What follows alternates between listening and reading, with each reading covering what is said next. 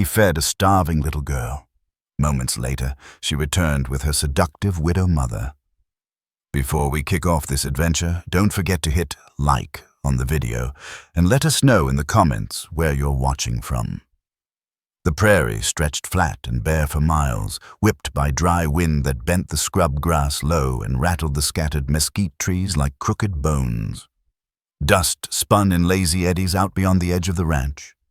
Eli Boone had lived alone out here for half a decade. His wife, Mary Ann, had slipped away during a cruel winter. Something slow, something quiet that stole her breath in the night and never gave it back. He'd buried her behind the cabin and hadn't gone far from the land since. He only made the trip into town twice a season 20 miles east to restock on what he couldn't grow or fix himself. He mended his own fences, patched his own roof, and kept to his own silence. Talking wasn't in his nature unless someone pressed it out of him. He was 36 now, weathered but still built strong. But the weight under his ribs had never really eased. He was swinging an axe at a dead cedar post when he saw her, a little girl, standing at the edge of the gate.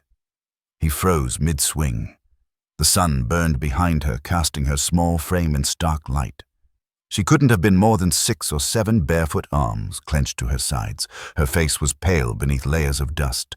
She didn't call out or wave, just stood there, both hands pressing her stomach like hunger was making it hard to stand upright.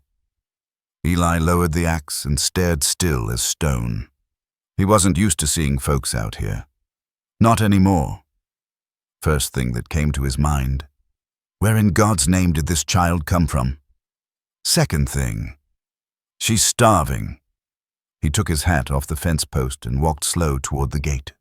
The girl didn't move. Her eyes stayed locked on his, wide and watchful, but she didn't step back, didn't speak a word. When he reached the fence, he noticed how thin she really was. Knobby knees, scraped arms, her hair limp and half falling out of a messy braid. Her dress sagged at the collar, fabric stained and torn near the hem. Eli kept his voice low and steady. "You lost, kid?" She shook her head. "You alone?" No answer. His jaw tightened. Something here was off. There wasn't another soul homesteading for miles, and he damn sure hadn't seen any wagon pass lately. "You hungry?" She nodded. He studied her another moment, then flicked the latch open and pushed the gate wide. "Come on." She didn't hesitate, just walked past him like she'd already decided he wasn't the danger today. He watched her bare feet hit the dirt, calloused, dust-caked, bruised near the toes. Not from one day of walking. This had been going on longer than that. Inside the cabin was cooler. He'd left the windows cracked for airflow. The girl stood just inside the threshold, eyes drifting between the table and the stove. He motioned with his chin. "Sit." She climbed onto the chair slow, as if her legs were about to give. Eli moved without saying more. He sliced a chunk of bread from the round loaf on the counter, poured milk into a tin cup from the jug beside the sink, and placed both in front of her. She reached for them without a word, hands trembling as she ate. He sat across from her and didn't speak. She chewed like every bite had to matter. Finished the bread too fast, emptied the cup, then looked up. "Thank you," she whispered. He gave a short nod. "What's your name, Lucy? You got people close by?" She hesitated. Eyes flicked toward the door, then back to him. "My mama." "Where?" No answer. Just a sudden scrape of the chair legs as she stood. "I gotta go." "You sure?" She nodded again and ran out the door. Eli rose slowly, his hands resting on the chair back. Just like that, she was gone. He stood still, looking out into the open through the cabin door. He wasn't sure what made him wait there, but something in his gut told him it wasn't finished yet. Minutes passed. The wind swept grit across the porch. He'd just started to turn back toward the kitchen when he heard them. Footsteps. He stepped outside. She was coming back, but not alone. A woman walked beside her. Lucy clung to her mother's hand. The woman's steps were uneven. Her left leg dragged a little, like it was stiff or hurt. Her face was flushed chest rising and falling fast. Even from a distance, Eli could read it. Exhaustion, thirst, desperation held up by nothing but a straight spine and raw will. As she drew closer, the picture came into focus. Her dark blonde hair hung loose past her shoulders, tangled from days of walking. A faded dress clung to her sweat-damp body. The neckline sagged, laced badly tied in a rush. A tear near the collar exposed the top swell of her chest. The fabric had seen better days and worse repairs. Her hips shifted under the thin cloth as she moved. Her arms showed fading bruises, the kind no fall gives you. A pink line wrapped her wrist like the ghost of an old rope burn. But still, her chin stayed high. Her eyes clear and green held steady. She looked bone-tired, but far from broken. She stopped at the base of the porch, Lucy half hiding in her skirts.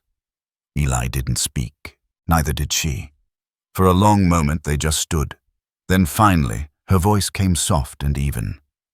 "My name's Maeve Sutton. This is my daughter Lucy." He didn't move. "We've been walking 2 days," Maeve said, her voice low, matter-of-fact. "We had some food, but it ran out.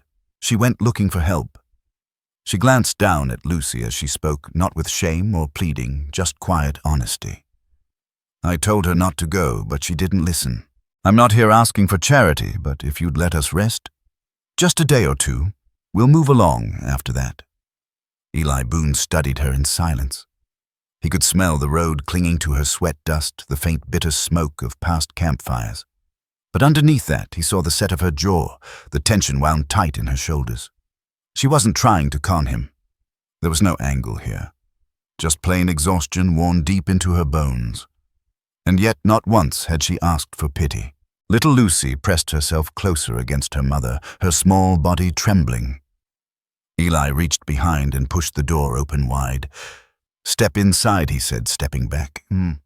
Maeve didn't speak, just guided Lucy over the threshold.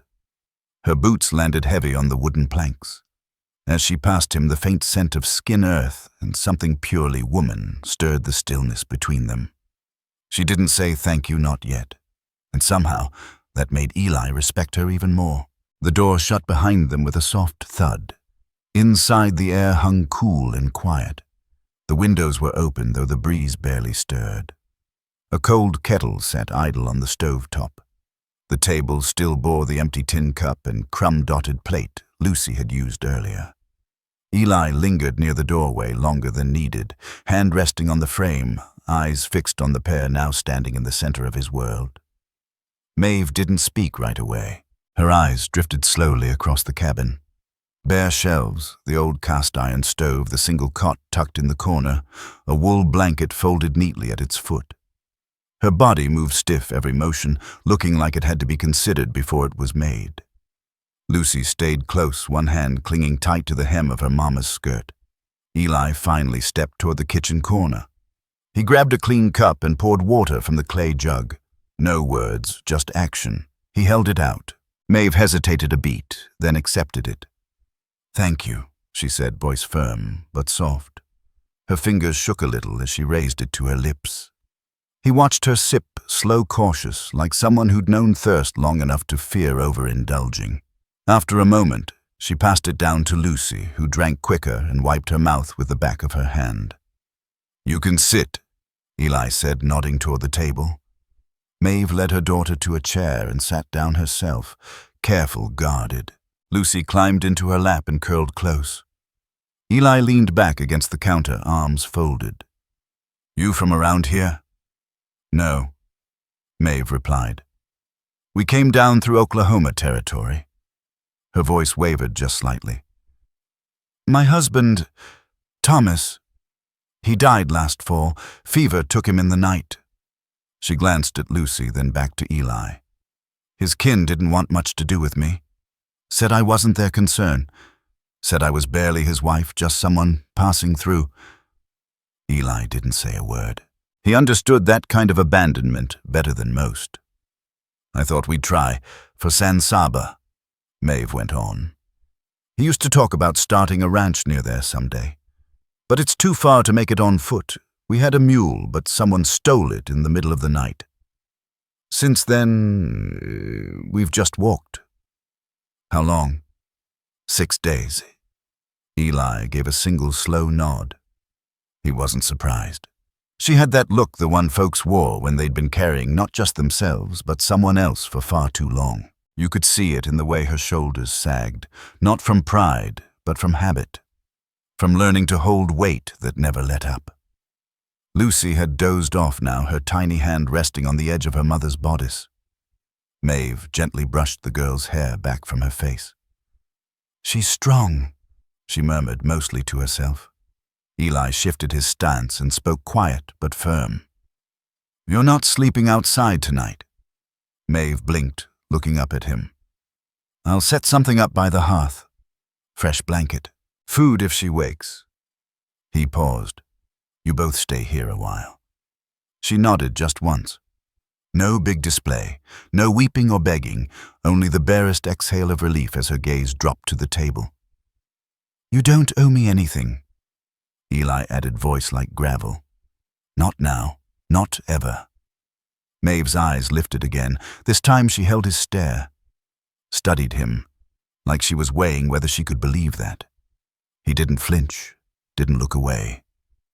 He was long past polishing up the rough edges for anyone. A hush settled between them. No sound but the ticking of the wind against the windows. Then without a word, Eli crossed the cabin and opened a low chest near the stove. He pulled out a folded wool blanket and laid it gently near the fire. Simple, silent, no questions asked. Maeve cradled Lucy against her shoulder and eased down onto the floor beside it. "Tomorrow," Eli said, easing into his chair by the stove. "We'll figure out what's next." Maeve looked at the low burning embers in the hearth. Her voice barely carried. "I don't even know anymore. I thought I had to keep going. Keep moving." She trailed off. Didn't finish the thought. Didn't have to. The quiet wrapped around them again, deeper now, like the hush that follows a long ride and a harder day, one neither of them needed to explain. Eli reached for the kettle, filled it with water, and set it atop the stove. Outside, the wind clawed at the walls and made the windows groan in their frames. But inside the cabin, a heavy hush had settled. The kind of silence that only shows up when no one's pretending to be stronger than they really are. As the water began to heat, Eli sat back in his chair, eyes fixed on the glow flickering across the scuffed wooden floorboards. He glanced once toward Maeve, and the child curled against her side. She hadn't stretched out to sleep. Her back was straight against the wall, still on guard even now. Tired as she wasn't the kind of woman who let her defenses drop, not in a stranger's home, not even in shelter. Eli respected that. He tilted his head back slightly, eyes drifting toward the low ceiling above. He hadn't expected company today. He damn sure hadn't expected them to stay. But they had, and no matter how much it surprised him, one thing had already planted itself firm in his gut. He didn't want them to go. Not tonight. Maybe not ever. The sun came up slow over the scrubland, casting long streaks of orange light across the open plain. Through the window, sunlight spilled onto the floor in soft patches. Eli was already dressed, moving about the cabin with the quiet habit of a man long used to early hours. He'd been up before first light. Hadn't needed a reason, just muscle memory. His boots whispered over the planks as he fed more kindling to the stove. Coffee had already brewed, and the bitter scent filled the room like warmth itself. Maeve stirred first. She was still seated upright against the wall, neck stiff back, aching from sleeping in place. Lucy lay curled at her side, a tiny arm thrown across her mother's waist like an anchor. Maeve's eyes blinked open, slow and cautious, adjusting to the dim glow. She scanned the room, still safe, still still, and finally let out a long breath. Her eyes landed on Eli, who stood beside the stove. He didn't speak, just poured a mug of coffee and set it on the table. "For you," he said, not turning. Maeve straightened, brushing the hair from her face with a tired hand. "Thank you." Her voice was raspy but clear. "How's the girl?" Eli nodded toward the blanket. "Still sleeping." "Let her. No hurry." Carefully, Maeve eased Lucy down, settling her gently onto the floor. She stood barefoot and crossed the room. Her steps had steadied some, though the limp still clung to her. The bruises along her forearms hadn't faded, but she moved through them without flinching. She picked up the tin mug, cradling it between both hands like it held something sacred. The warmth soaked into her fingers. Neither of them spoke for a moment. Then softly she asked, "You live out here alone?" Eli finally looked over. 5 years now. Maeve waited for more, but he didn't give it. He pulled out a chair and she took it, folding one leg up beneath her. She held the mug close, fingers wrapped tight around the warmth. Her hair was wild with sleep, the waves catching sunlight like copper threads. The dress she wore had dried from travel, but the tear in the bodice still gaped near the collar, stitching twisted neckline off-center. Eli saw it. He wasn't blind, but he didn't stare. He looked away, gaze falling to the knot in the tabletop wood. "You said your husband passed," he said, voice low. 6 months back. We were traveling west in a wagon. She spoke like someone recounting a tale told too often. He caught a fever. Hung on for a week, then just faded. We buried him along the Brazos. Eli didn't interrupt. After that, I tried to find work. Cleaning, mending, sewing when I could. But no one wants a widow with a child, least not one who can't pay her way. Folks might feed you once, maybe twice, then they move you along. She paused, took a breath. I kept walking. Lucy's tougher than she looks. She's lucky, Eli said. Maeve's eyes sharpened, guarded. Is she? He gave a quiet nod. She's got a mother who didn't run. Maeve blinked. That wasn't the kind of thing people usually said, not out loud. But he hadn't meant it cruelly, just honest, like naming something plain and true. They sat in silence for a stretch. Outside, wind rustled dry brush. A hawk cried in the distance somewhere beyond the ridge. "I'll help you get steady," Eli said after a while. "If that's what you want." Maeve looked down at her hands. They were rougher now than they'd ever been, but she still carried them with a kind of quiet grace. "I don't know where we're headed anymore," she said. "I just don't want to be someone's burden. I'm tired of leaning on men who only help if they want something in return." Eli's jaw flexed. "I don't expect anything from you." Maeve studied him then, measured him, and found no lies in his voice. After a moment she asked, "You got work that needs doing?" He paused. "Plenty. Then let me help."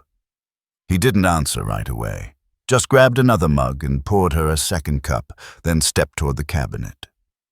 He pulled down a sack of cornmeal, set it gently on the table, and turned to her. "You cook, I can. You bake. If there's firewood, I'll figure it out." He gave her a slow nod, just a shade off from a smile, then turned and stepped out the front door. Maeve rose, slowly crossed the room to where Lucy was beginning to stir. The girl blinked sleep from her eyes. Maeve knelt, pressed a hand to her daughter's forehead. "We're staying here a little while," she whispered. The child didn't ask why, just gave a small nod and leaned against her mother's side, eyes drifting shut again. From outside, the sound of Eli chopping wood rang out steady, purposeful, and clean. Each strike cut sharp through the morning air. Maeve stood at the base and filled it with water and began scrubbing the table with slow, focused hands. Through the window, she watched him work each swing of the axe like punctuation to a sentence neither of them had spoken yet. She didn't know what came next, but for the first time in what felt like forever, she wasn't scrambling to figure it out. And for the first time in longer still, no one was circling to take from her. Not her food, not her body, not her daughter. By midday, the cabin had shifted, not loud or grand, just in subtle ways. The table had been scrubbed down to bare wood, its dull surface lightened after years of dust, and kitchen grease were wiped clean. The basin on the counter sat filled with cloudy water, and by the window a single blue dress, the one Maeve had worn across endless miles, dripped slowly onto the floorboards. Eli noticed it the second he stepped back inside. His boots landed heavy against the threshold. He didn't say a word, just let his eyes rest there for a breath before hanging his hat on the old peg. Maeve stood by the stove, sleeves rolled to the elbow, hair tied back in a loose knot that showed the clean nape of her neck. Her arms were bare now. The bruises on them caught the low light like old secrets. She stirred something in the blackened skillet with quiet care. Cornbread batter by the scent. There wasn't much to work with, but she'd made it stretch. Lucy sat cross-legged near the hearth, toying with 2 carved wooden blocks Eli had made years back and nearly forgotten. The little girl didn't look as hollow now. Her cheeks had some color, her body steadier after sleep, and something warm in her belly. She peeked up at Eli when he entered, then went right back to lining up the blocks with all the focus of a child feeling safe. Eli peeled off his gloves, laid them on the table, and stood there a beat too long. The stillness struck him, the soft clink of a spoon in a pan, the rustle of a woman moving through a kitchen, the smell of something baking, things he hadn't heard in years, and somehow it stirred something inside his chest that he thought had gone cold for good. "You've been busy," he said at last. "Maeve didn't turn. Didn't feel right sitting still while you were out working. You didn't have to." I know, she said, glancing back just long enough for him to catch her face flushed from stove-heat strands of hair loose around her cheeks. Her eyes locked on his steady, then shifted back to the pan. "But I wanted to." He stood there a moment longer, arms slack at his sides, before moving to the basin to wash the dirt from his hands. He'd been on the north fence since morning sun beating down, hauling old posts that wore out his shoulders. Normally he'd eat alone, chew in silence, then get back to it. But today was different. He dried off on a rag and moved toward the table. "Need wood," Maeve said gently. "I've got enough for this batch." "You've done more than enough," Eli said. He almost smiled at that. Almost. Instead, he poured himself a cup from the coffee pot and took a sip, letting the bitter heat settle on his tongue. He watched her move, no flair, no coy glances, no effort to charm. Just simple, precise motion, like someone who'd learned long ago not to waste herself on anything extra. "You said yesterday," Eli began, voice slower now, "you were heading for San Saba." "I was." "You still want that?" She paused, spoon mid-stir. "I don't know anymore," she admitted. "I wanted to believe there was something better down the road if I just kept going. Something safer. For her." Her voice dropped low. "But I don't even remember what safe feels like." Eli set his cup down slow. "You're safe here." Maeve turned, then fully. Met his eyes head-on like she needed to see if there was any crack in what he'd just said. But he didn't flinch, didn't sugarcoat it. He'd meant every word, and she knew it. "Mama, I'm hungry." Lucy's little voice broke the quiet. Maeve turned back toward the stove. "Just a few more minutes." Eli stood and moved over to the hearth. He crouched eye level with the girl. "You like horses?" he asked. Her face lit up only slightly, but it was there. A flicker. She nodded. "Got a couple out back," he said. "After you eat, I'll show you. If your mama says it's all right." Lucy looked toward Maeve, who gave a faint nod. It was the first real smile Eli had seen on the child's face since she walked across his land. When the bread finished, Maeve cut thick slices and laid them on 2 tin plates she'd pulled from the shelf. Eli noticed her hands shook a little when she set them down. Tiredness still hummed through her bones despite the rest. He didn't mention it, just reached for his plate, tore off a warm piece and ate without a word. Halfway through, he asked the question that had sat heavy on his mind since the day before. "Who hurt you?" Maeve froze mid-bite. Her eyes didn't meet his. "Does it matter?" "It does to me." She set her fork down slow, her jaw clenched before she spoke. "Not him. Thomas." He never raised a hand. She swallowed. Her voice stayed flat but cracked just beneath. "After he died, men along the trail thought a woman alone meant fair game. One tried to take our mule. Another tried to take more." Her eyes finally lifted to Eli's, sharp and unblinking. "I fought.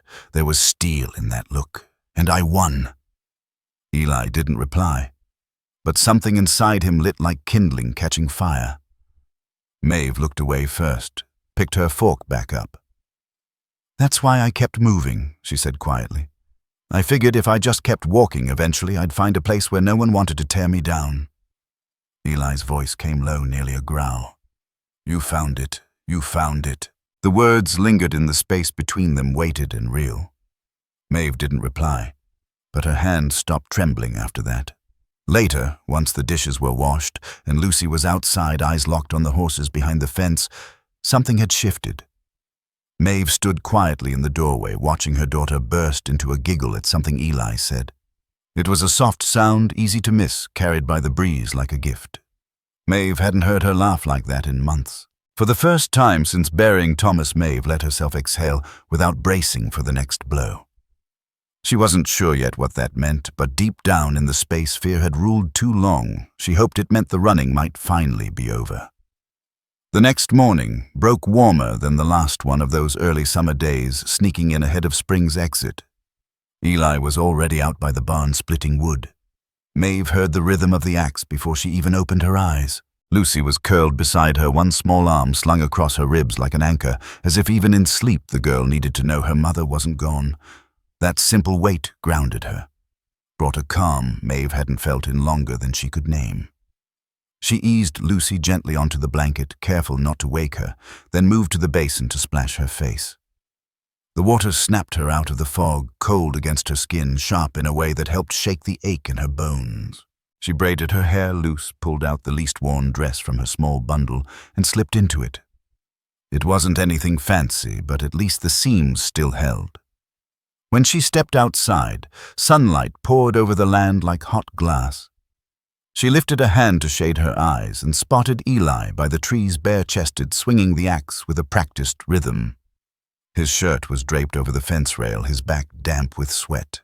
The way his shoulders moved said this was work he'd done his whole life, not for looks, not for show, but because the land demanded it.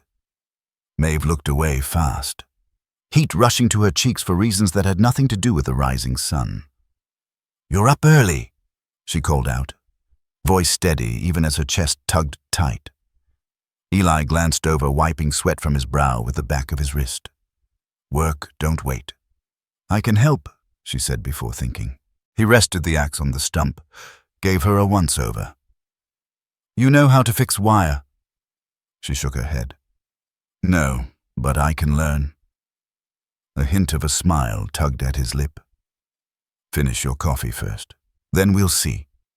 Inside, Maeve poured a cup from the still warm pot and sipped it slow while Lucy stirred beside the blanket.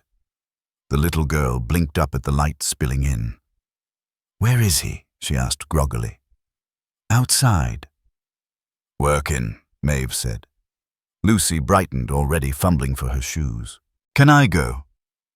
"Eat first," Maeve said, handing her a chunk of last night's cornbread. The girl chewed with all the focus of a child who hadn't taken food for granted in weeks. As soon as she finished, Lucy dashed for the door before Maeve could stop her. By the time Maeve stepped out again, Eli was crouched by a fence post, fingers wrapped around a length of barbed wire, pulling it taut. Lucy stood nearby, cradling a pair of beat-up leather gloves that dwarfed her small hands, grinning like she'd been handed a badge. Eli said something low that made her giggle light and real, slicing through the dry morning air like music. Maeve froze, that sound hitting her like a shot of wind. It had been too long since Lucy laughed like that. Too long since Maeve believed someone else could give her daughter something she couldn't. "Here," Eli said as Maeve approached, holding out a smaller pair of gloves he must have dug out of some long-forgotten box. "You'll need these." She slipped them on. They were stiff but fit well enough. Eli rose, nodding toward the next stretch of fencing. "Barbed wire'll cut you open if you're careless. I can handle it." He watched her a moment, maybe unsure if she was convincing him or herself. Then he nodded and walked her through the steps, how to plant her boot just right, how to keep the wire tight without losing skin. His voice was calm, always steady, and when he guided her hands, his touch stayed light but firm. Once, when she lost her footing, he caught her by the waist. His grip was strong, warm through the thin cotton of her dress. For a moment, they froze like that. "You good?" he asked, eyes locked with hers. "Yeah," she whispered. Though her heartbeat thudded loud enough to count, he let go, slow his hand brushing lightly over her hip as he pulled away. Maeve ducked back into the work, blaming the heat in her cheeks on the sun. They worked for hours, side by side, no words wasted, no need to fill the space with anything else. When they finally finished, Eli hauled a bucket from the well and dumped it over his head, soaking his hair and shoulders, darkening the dust at his feet. Maeve looked away again. Jaw clenched, but her eyes betrayed her once, just once. Back in the cabin, she turned to making lunch, not from hunger, but to steady herself. Lucy chattered about the horses, about how Eli said maybe if Mama said it was all right, she could ride one soon. Maeve listened, nodding, smiling softly. But her thoughts kept drifting back to the moment his hands caught her, to the way she hadn't flinched. How steady it felt. How safe. She'd forgotten what that kind of safe felt like. As the afternoon passed, Maeve caught herself watching the door, even when she didn't mean to, waiting for him to walk back through it, wondering why it suddenly mattered so much that he did. By sundown, when the sky burned orange and gold, Eli leaned against the porch rail, arms, crossed eyes sweeping the horizon like a man who knew better than to trust the quiet for too long. Maeve stood quiet in the doorway, Lucy asleep behind her, and for a long moment neither she nor Eli spoke a word. Then his voice cut through the hush, low and worn from hours without use. "You did good today." She looked over at him, throat tightening. "So did you." Something shifted in the air. Nothing said outright, but something real. A thread stretched between them, taut and uncertain, like the start of a promise neither dared name. The sky darkened faster than Eli expected. By late afternoon, the wind had turned mean, dragging thick clouds over the open stretch of land. He recognized the signs. Rain was on its way, and it wasn't coming gentle. The horses were already stabled, and the tools tucked away when the first low rumble crawled across the plains. The scent of rain reached him before the first drop, earthy, deep warning. Maeve was on the porch when he came back from the barn, arms wrapped tight around herself, braid lifting in the wind. Her dress clung to her legs, the thin cotton flaring at the hem with each gust. She stared out toward the fence line, her face pale against the stormlight. "Storm," Eli muttered, stepping onto the porch. She didn't turn. "Ain't seen rain in weeks." "It's gonna hit hard," he said, watching the sky darken like a closing fist. "You and Lucy stay in. I'll check the windows." She hesitated, then followed him inside, pulling the door shut against a slap of wind. The cabin felt smaller than it had yesterday. The air held a weight, now thick with tension. Shadows reached long across the floor as the first drops hammered the roof in no real pattern. Lucy sat by the fire blocks spread out in front of her. The orange glow from the hearth warmed her cheeks, but when thunder cracked, her little shoulders tensed. "It's all right," Maeve whispered, crouching beside her. "Just noise, baby. Just noise." Eli leaned in the corner, one arm braced against the wall. He watched the way Maeve's hand moved over her daughter's back, slow, steady. Something stirred in him, deep and old. He turned away before it could settle, jaw tight, and moved to check the shutters. By the time he'd fastened them, all the sky had opened up. Rain came down in torrents, battering the roof loud enough to drown out speech. Wind shoved against the walls, howling through the gaps like it was searching for a way inside. Eli tossed another log into the stove, heat rising to fight off the damp chill creeping in. "You cold?" he asked, glancing back. Maeve stood near the table, arms still crossed. "A little." He grabbed a thick wool blanket from the old trunk, worn and heavy, and draped it over the chair. "Sit, warm up." She paused, then settled into the seat, pulling the blanket around her. Firelight played across her face, casting soft gold over her skin, catching the edge of her cheekbone and the green of her eyes. Damp strands of hair clung to her forehead. For the first time since she'd set foot on his land, she didn't look like someone preparing for another fight, just tired, human present. Eli sat across from her, hands on his knees. The quiet between them stretched, long filled with nothing but the storm clawing at the cabin roof. Lucy had curled up on a blanket by the fire, already slipping into sleep despite the thunder. "You were married?" "Long," Eli asked, voice low. 3 years. Maeve replied, her grip tightening around the edge of the blanket. He wasn't a bad man, just always chasing something better. A patch of land, a fresh start, caught his final one in a fever bed. Eli nodded, letting the truth hang without comment. No pity, no hollow words, just silence. Maeve tilted her head. "What about you?" His gaze stayed on the fire. 5 years back. Fever got her too. His voice was even, but his jaw shifted once, like the words cut deeper than he'd meant to show. Buried her, out back. Maeve looked toward the window, eyes drifting to the stretch of land beyond the glass. The silence that followed didn't need words, something understood passed between them. Another crack of thunder hit close, rattling the walls. Maeve flinched slightly, the blanket slipping from her shoulders. Eli reached out instinctively, catching the edge and pulling it back up around her. His hand brushed her arm, warm against the cold of her skin. And this time neither of them moved away. Her eyes found his. They were close now, closer than reason should allow. "You've been carrying this alone a long time," she said gently. "So have you," he replied. The silence between them deepened, something strong, unspoken, as fierce as the storm outside. His hand lingered longer than it should have. When he finally let go, the space it left behind was heavier than the weight itself. Maeve swallowed, eyes flicking to the hearth, breath slower now, steadier. Eli leaned back, staring at the floorboards like they held some answer he wasn't ready to face. The storm roared on, beating the roof with fists of rain. Inside, only the fire snapped and popped in the stove and the soft, uneven rhythm of two people remembering what it meant to feel something again. The storm didn't let up until dawn. But when Eli opened the door at first light, the world outside was quiet and rinsed clean. Damp air rolled into the cabin, bringing the sharp scent of wet soil and mesquite. Puddles shimmered in the yard and deep ruts stretched toward the gate. The land beyond lay washed pale under a sky finely cleared. He stood there a moment, breathing deep, feeling the kind of stillness that only came after the worst had passed. Behind him, the cabin stirred.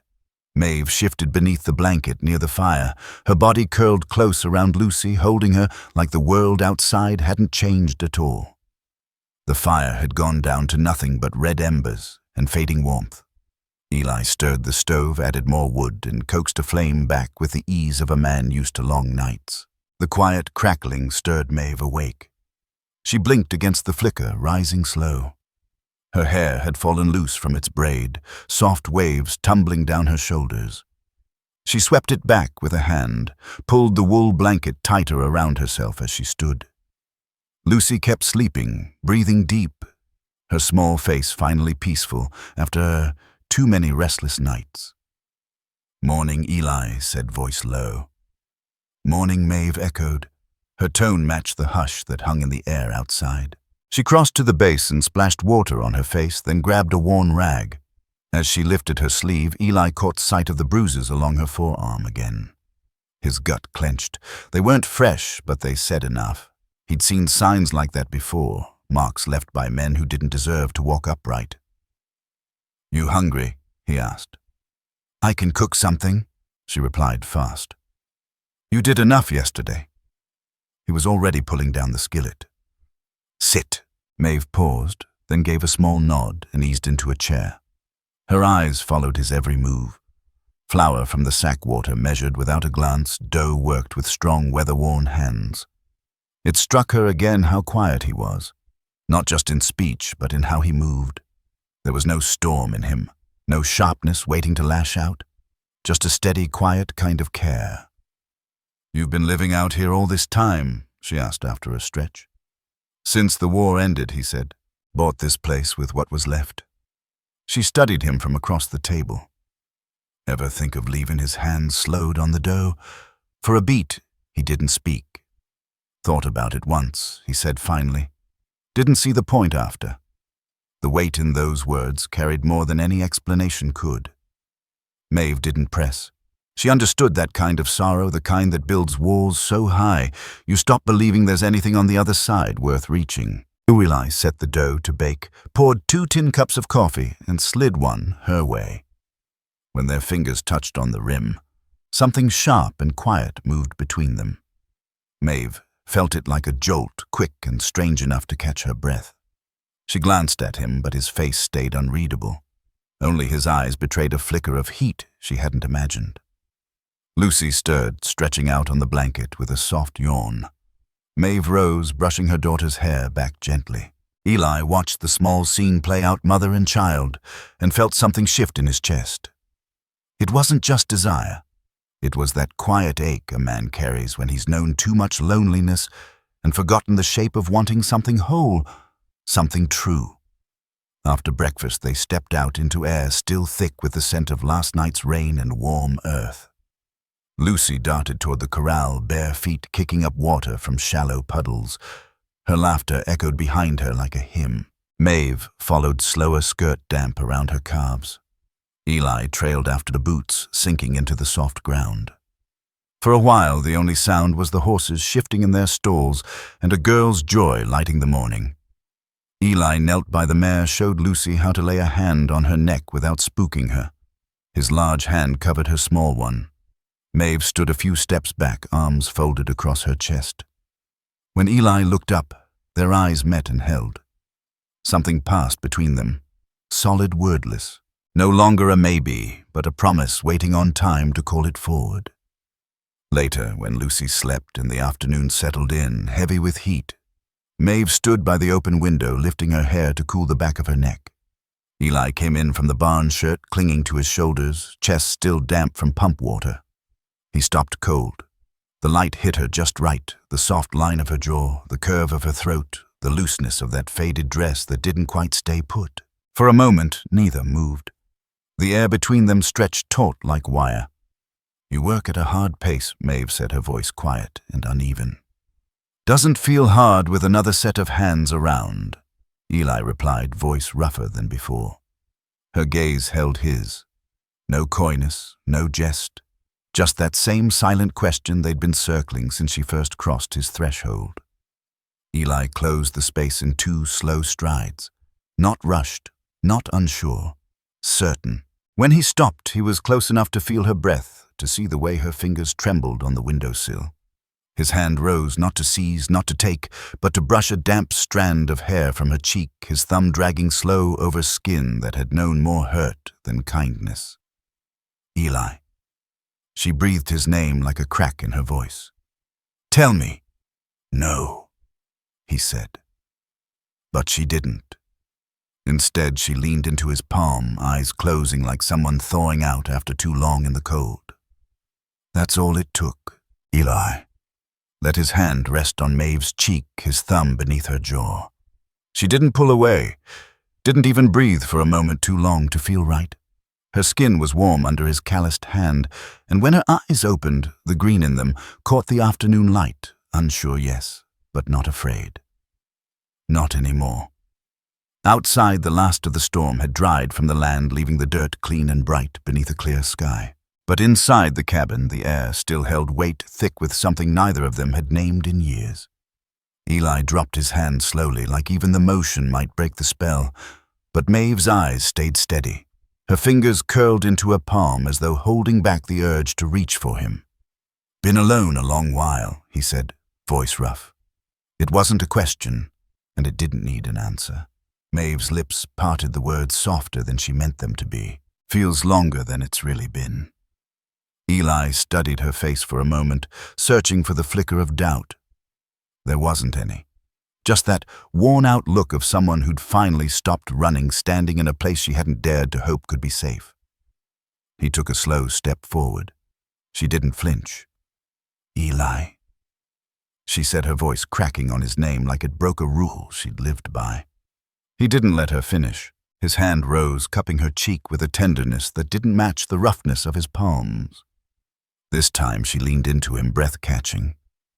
He rested his forehead against hers, the stillness between them broken only by the soft hum of wind through the open window. Then he kissed her. It wasn't hasty, it wasn't fierce. It was slow and certain, like two people trying to be sure it was real before they let go of everything they'd used to protect themselves. Her lips parted warm and unsure, and his arms wrapped around her waist, drawing her close. She didn't resist. She folded into him like someone carrying too much for too long, finally letting the burden fall. The kiss deepened, but stayed calm, more vow than hunger. His hand slid to the small of her back, wide fingers tracing the lines of her through the thin cotton of her faded dress. She wasn't thinking about fear anymore. Not about the long road behind her or the bruises she hadn't spoken of. Just the warmth of his chest, the sure way he held her, the strange safety of it all. When they pulled apart, it wasn't because they wanted to. It was because Lucy stirred from her nap, and the sound of it pulled Maeve back like a lasso, tightening around her. Her breath came fast. Her lips parted, her cheeks flushed in a way that had nothing to do with the heat rising outside. Eli stepped back not far, just enough to let the moment breathe. His hand dropped from her waist, slow, reluctant. "She needs you," he said, voice quiet. Maeve turned toward the door, drew a shaky breath and nodded. She moved to step past him, but his voice stopped her again. "I meant what I said." He told her, voice firm. "You don't have to go." She froze, still halfway turned. "You don't know what that means," she said. "I do," Eli replied without pause. "Stay. For her. For you." Maeve opened her mouth, but no words came. She just looked at him, eyes wide and raw with something close to hope, then disappeared into the cabin. Eli stayed where he was, staring out toward the horizon where the prairie swayed like a sea in the wind. He wasn't a man who gave into feelings easy. Not anymore. But this wasn't something he could walk away from, even if he tried. Inside, Maeve knelt by the blanket as Lucy blinked up at her, safe and small, unaware of the shift that had just passed between the two grown hearts that carried her across half the territory. Maeve smoothed her daughter's hair and kissed her forehead, her hands steady despite the thundering in her chest. She knew what life could be hard, unfair, merciless. She'd seen the worst of it. But for the first time since laying Thomas in the ground, hope didn't feel like a cruel joke. It felt like a door. One she might just be ready to open. The next morning was clear and sharp, that blazing kind of Texas sun that scrubs the land clean after a storm. Eli was out early, tightening the final hitch on the wagon near the barn. He worked in silence, jaw tight, mind heavier than the task. Today was the supply run he'd been planning it for weeks. Nails for the fence were nearly gone, flour was low, and yesterday's coffee had been the last scoop. But this ride wasn't just about restocking. Something else had settled deep in him, something that began with a storm and deepened with a kiss that left no room for question. Inside, Maeve dressed Lucy in the cleanest dress they had left, brushing the wrinkles as best she could. The little girl was all smiles again, asking about horses and the road beyond the gate. Maeve answered gently, though her own thoughts churned like dust in wind. She'd laid awake most of the night, staring at the low ceiling, circling one truth over and over: she didn't want to leave. Not because of shelter, not for safety, but because of what Eli had said. Stay. For her. For you. No weight behind it, no chains, no price. Just words spoken without expectation, a rare thing in her world. When Maeve stepped outside with Lucy, Eli was already by the wagon sleeves, rolled up sunlight, cutting hard shadows along his arms. He looked up as they came closer, his gaze locking on hers. There was no hesitation in it, just quiet resolve. The kind that said, this man doesn't speak unless he means every damn word. "You ridin' with me?" he asked, voice even. Maeve hesitated, fingers tightening around Lucy's small hand. "You want us to—" "I wouldn't have asked otherwise." That's all it took. Maeve lifted Lucy into the wagon, then climbed in behind her. Eli gave the reins a light snap, and the horses stepped forward, hooves drumming the damp earth. The plains opened up around them, green pushing through brown where the rain had soaked deep. Maeve sat close beside Lucy, and for the first time in a long, long while, She let herself believe they might just be headed somewhere worth staying for. The blanket draped over their knees, but Maeve's gaze kept drifting sideways, drawn to Eli Boone's silhouette, the cut of his jaw, the way his big hands held the reins like they were born there. Like guiding through hard country was second nature, they rolled into town by midday, the sun sharp overhead. Wagons rattled down the main drag boots, tapped wood, and the hammering of iron echoed from the blacksmith's forge. Heads turned. They always did when strangers came in from nowhere. Eli ignored it, just like always. But Maeve felt the eyes crawl up her back like heat off a stove. Still she lifted her chin spine straight, even as her heart galloped beneath her ribs. They pulled up in front of the general store.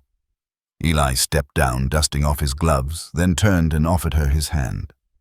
She hesitated, not because she needed the help, but because of what it meant. That simple gesture, warm and steady, wrapped around her fingers like something sacred. He helped her down easy, like she was meant to be there beside him, like she belonged. Inside, the air smelled of old timber and sun-baked dust. Shelves held flower jars of candy, folded calico, and more than a few curious stares. Maeve stuck close to Lucy while Eli gathered the essentials, nails salt coffee, a fresh bridle. Then, as calm as ever, he walked up to the counter and said, "Need one more thing." Silas Grady, the store clerk, looked up. "What's that A license?" Maeve felt the air shift around her, her chest clenching tight. She turned, half thinking she'd misheard. But Eli was already digging into his wallet, counting bills onto the counter like it was any other purchase. "You mean," the clerk started. "Marriage," Eli said, loud enough for the whole store to hear. "Today." The room went quiet. All eyes found Maeve. She stood, frozen blood rushing high into her cheeks, hands trembling at her sides. Lucy tugged gently at her skirt, her wide eyes full of questions she couldn't ask. Maeve inhaled slow, long, and finally stepped forward. "Yes," she said, voice soft but certain. "Today." Eli's eyes met hers across the room, and everything was in that look, every mile, every word they hadn't said, every moment since the storm. There was no smile. There didn't need to be. Something unspoken passed between them, and it settled so deep it'd never rise again. The ceremony was short. Reverend Cyrus Bell came from 2 doors down. A prayer spoken low. 2 simple vows, no grand speeches, just truth. Eli slid the ring onto her finger, brass plain, but his hands were tender like she was made of glass. And when it was done, he kissed her. Once, firm and unshakable. Right there in front of God and half the town. By sundown, they were headed back down that dusty road, riding side by side in the wagon. Lucy sat between them, whispering to herself as her eyelids drooped with sleep. Maeve's hand rested in Eli's, their fingers tangled together on the bench. The land spread wide ahead of them, not empty, not anymore. It felt like promise. When they reached the cabin, the sky flamed with sunset, and the wind carried the scent of mesquite and rain-kissed soil. Eli hopped down first, then gently lifted Lucy into his arms without a word, carrying her inside. Maeve lingered for a breath at the door. She looked out over the fenced pasture, the worn corral, the hills washed in gold and shadow, all of it glowing in the day's last light. And she knew clear as her own heartbeat, she wasn't going anywhere. Later that night, with the oil lamps burning low and Lucy sleeping peacefully in the bed Eli had cleared for her, Maeve stood near the hearth, absently brushing her thumb across the brass ring on her hand. Eli stepped up behind her arms, circling her waist, slow and steady. He rested his face against her shoulder. She leaned into him like it was the most natural thing in the world. Her eyes closed as the fire cracked soft and the quiet of night fell around them. For the first time since she'd buried Thomas, peace didn't feel borrowed. It felt rooted. And beside her, behind her, holding her like he meant it for life, was a man who understood what staying truly meant. And she believed him. Outside, the wind swept across the open land. The creak of the gate echoed through the dark like a whisper. The home stood strong against the silence of the plains. And inside, wrapped in warmth and wood smoke, a new family began, not born of chance or survival, but of choice. This time, no one was leaving. If this story has touched your heart, I invite you to stay with us to discover more true tales of the Wild West, stories that honor resilience, tenderness, and the spirit that God placed in those who blazed the trail. Subscribe, share. Leave your thoughts in the comments and join us once again to journey across this untamed land. Thank you.